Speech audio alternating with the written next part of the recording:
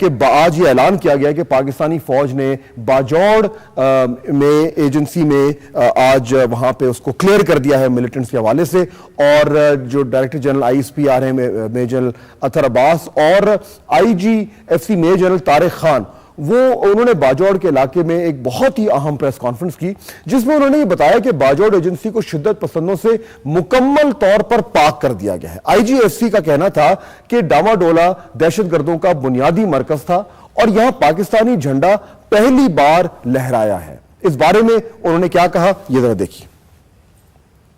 Damadola, which is the last place where a uniformed person ever came here. The Pakistan flag is flying for the first time since 1947. We have concluded operations up to the Afghan border. Bajaur میں دہشت گرد جو ہیں وہ 2004 میں منظم ہونا شروع ہوئے تھے اور انہوں نے 2007 تک یہاں مکمل کنٹرول حاصل کر لیا تھا۔ باجوڑ کے اہم علاقوں میں خار، ڈاماڈولا اور سلارزائی شامل ہیں۔ پاک فوج نے ان دہشت گردوں کے خلاف 6 اگست 2008 کو آپریشن شیردل شروع کیا، جسے 28 فروری 2009 کو مکمل کیا گیا، مگر سوات آپریشن کے دوران کچھ شدت پسند وہاں سے باجوڑ کی طرف آ گئے، جنہیں ختم کرنے کے لیے دسمبر 2009 میں دوبارہ آپریشن شروع کیا گیا، جس میں 7 اہم کمانڈر سمیت 54 دہشت گرد ہلاک۔ D G I S P R major general Athar Abbas کا کہنا تھا کہ آپریشن کی کامیابی عوام کی مدد سے ہوئی ہے۔ انہوں نے یہ کہا آج کی پریس کانفرنس میں۔ پورے آپریشن میں قوم کی، عوام کی حمایت شامل رہی ہے۔ اس وجہ سے کوئی ایسی چیز جس سے وہ حمایت کم ہو جائے یا دوسری طرف جانے لگے، اس کا ہر آپریشن میں خیال رکھا گیا ہے۔ تحریک طالبان مولوی فقیر محمد کی سربراہی میں کام کرتی تھی۔ فقیر محمد اور فضل اللہ کے بارے میں آئی جی ایف سی کا کہنا تھا کہ وہ ان کے بارے میں انفار میں چاہوں گا کہ جو انہوں نے کہا آپ خود دیکھیے۔ Fazlullah, we don't know where he is. We don't think he's here. We do know that Faqir Muhammad is in Pakistan and we will deal with him. In Pakistan, in the sense he's in the FATA areas. He's not run across the border.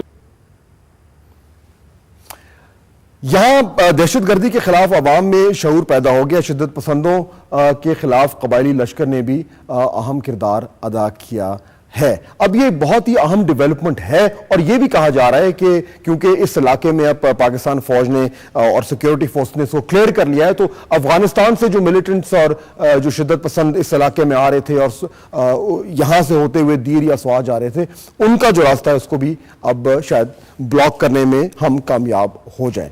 اس کی جو significance ہے، اس کے جو مختلف پہلو ہیں، ان کو سمجھنے کی ہم کوشش کریں گے۔ ہمیں جوائن کریں گے پشاور سے دفاعی تجزیہ کار برگیڈیئر محمود شاہ اور افغانستان میں پاکستان کے سابق سفیر رستم شاہ مہمان۔ بہت شکریہ آپ دونوں کا۔ رستم صاحب، پہلے آپ مجھے بتائیے کہ یہ جو آج ڈیولپمنٹ ہوئی ہے، اس کا سب سے اہم، سب سے امپورٹنٹ پہلو کیا ہے؟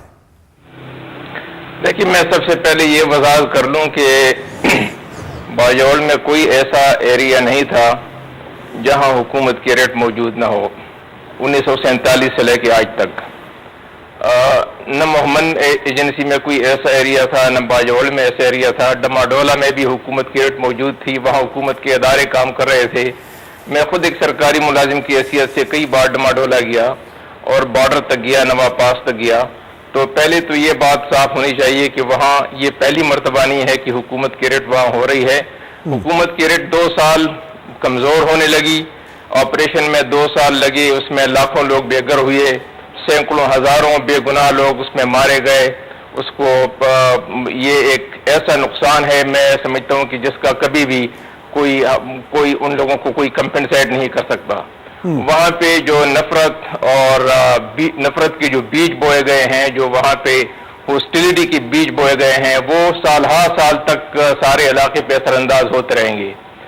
سیکیورٹی فورسز کا جو آپریشن ہے، اگر انہوں نے ملیٹنٹس کو وہ ہینڈل کیا ہے، ان کو ڈیٹین کیا ہے یا ان کو کیپچر کیا ہے، تو ان پہ مقدمہ چلنا چاہیے، ان کو منظر عام پر آنا چاہیے کہ کون ان کو ٹریننگ دے رہے تھے، کون ان کو موٹیویٹ کر رہے تھے، کون ان کو پیسے دے رہے تھے، کہاں سے وہ آئے، اور ان کو پھر سزا دینی چاہیے ان جرائم کی جنہوں نے کیے. اچھا لیکن ہمارے ساتھ رہے گا طریقے سے ہونا چاہیے. لیکن میں ایک آپ میرے ساتھ رہے گا. بریگیڈیئر محمود شاہ بھی ہمارے ساتھ ہیں. بریگیڈیئر صاحب یہ جو بات کر رہے تھے رستم صاحب اس حوالے سے مجھے یہ بتائیے کہ اس میں اگر آپ اس کو لارجر کانٹیکس میں دیکھیں جو یہ آج یہ اعلان ہوا ہے کہ اس کو کلیئر کر دیا گیا علاقے کو, تو جو اوور آل جو اس ایریا میں آپریشنز ہو رہے ہیں اور جو دیگر آپریشنز ہیں ان کے کانٹیکسٹ میں اس کی کیا اہمیت ہے آج جو یہ اناؤنسمنٹ ہوا ہے؟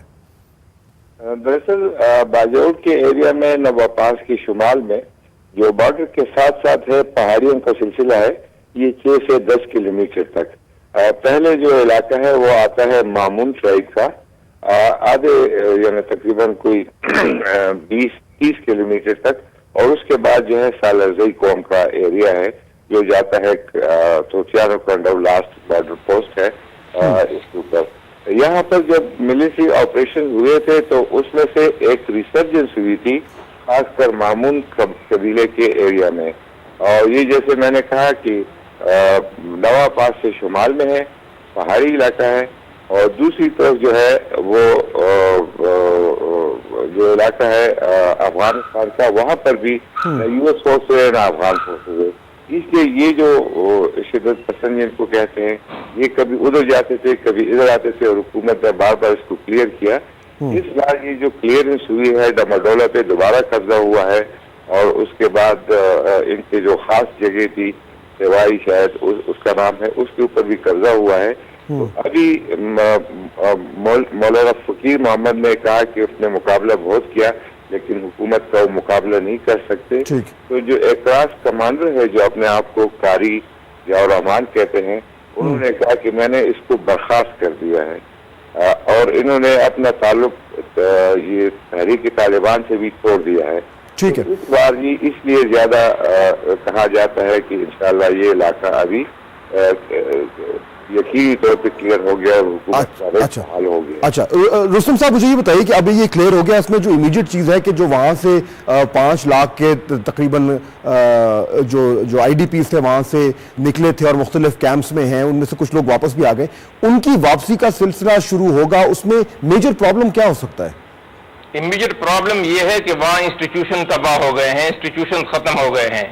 لوگ پولیٹیکل ایجنٹ کو نہیں دیکھتے, کسی اور کو دیکھتے ہیں. جب تک پولیٹیکل ایجنٹ وہاں کا انتظام نہیں سنبھالے گا اور اس کے انڈر سارے سیویلین انسٹیٹیوشن جیسے کہ اریگیشن ڈپارٹمنٹ ہے, ورکس ڈپارٹمنٹ ہے, ایجوکیشن ڈپارٹمنٹ ہے, ہیلتھ ڈپارٹمنٹ ہے, فارسٹری ڈپارٹمنٹ ہے, یہ سارے ڈپارٹمنٹ کوآرڈینیشن میں کام نہیں کرنے لگیں گے, ڈیلیور نہیں کریں گے لوگوں کو سروسز, ریکنسٹرکشن ریہیبلیٹیشن کے حوالے سے کوئی ایمبیشس کمپریہنسو پلان نہیں بنایا جائے گا. اس سے حکومت آ رہی ہے, اس سوچ سے حکومت آ رہی ہے, اس پہ کوئی سوچتا ہی نہیں کہ یہ جو ملٹرائزیشن کی طرف ہم جا رہے ہیں یہ تو ایک ٹیمپرری آپ کو ایک سپیس مہیا کرتا ہے, لیکن لانگ ٹرم کے لیے آپ کو سٹیبلٹی چاہیے. سٹیبلٹی آپ کو انسٹیٹیوشن دے گی. جب تک وہاں پہ انسٹیٹیوشن بحال نہیں ہوتے وہاں پہ لانگ ٹرم سٹیبلٹی بھی نہیں آئے گی, لوگوں کا ٹرسٹ بھی بحال نہیں ہوگا, اور جو ہیٹرڈ ہے اور جو حکومت کے خلاف ہاسٹیلٹی ہے اس میں بھی اضافہ ہوتا رہے گا. ٹھیک ہے بریگیڈیئر محمود شاہ, لاسٹ 20 سیکنڈ میں صرف اتنا بتا دیں کہ یہ جو ابھی بات کر رہے تھے رستم صاحب کے انسٹیٹیوشن وہاں پہ نہیں موجود ہیں, سول ایڈمنسٹریشن کو ہینڈ اوور کرنے میں کتنا ٹائم لگنا چاہیے؟ دراصل اس میں سول ایڈمنسٹریشن کی کمزوریاں ہیں جو جس میں شاید ان کا قصور نہیں ہو, جو حالات ہے جو کوارسو انوائرمنٹ ہے اس میں ملٹری نے ان کو ڈیگریڈ کیا ہے جو کوارسو انوائرمنٹ ہے. اور ابھی واقعی یہ جو ٹوٹل مسئلہ ہوتا ہے اس علاقے میں 10% یہ ملٹری ایکشن ہوتا ہے, 90% جو ہے سول ایڈمنسٹریشن کا بحال ہونا, اس کے اندر جو ہے جتنی بھی سروسز ڈلیوری انہوں نے کہا ہے بالکل میں ان کے ساتھ. اور یہ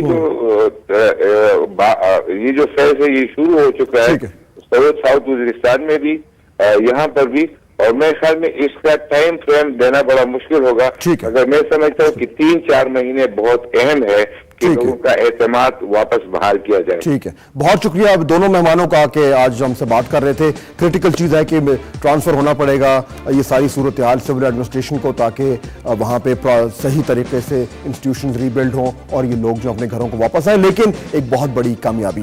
بریک کا وقت ہوا ہے, جب واپس آئیں گے تو آپ کو اپڈیٹ دیں گے کہ لاپتہ افراد کے حوالے سے آج سپریم کورٹ میں سماعت ہوئی, اس میں کیا ہوا اور فاضل ججز نے کس قسم کے ریمارکس پاس کیے.